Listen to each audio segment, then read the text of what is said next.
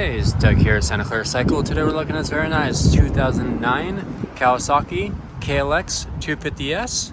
This is Kawasaki's entry-level dual sport on off-road motorcycle. Has a 250cc single-cylinder 4-stroke engine, 6-speed transmission, carbureted. This is a clean title California bike. Bike has only 3,736 miles on the odometer.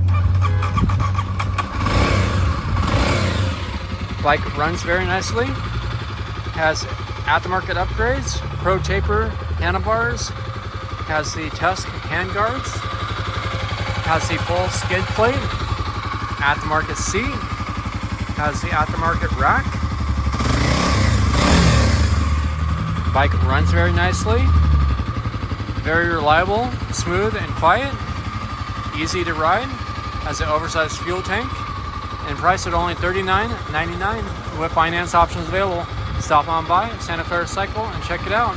You reach out 408-730-0600.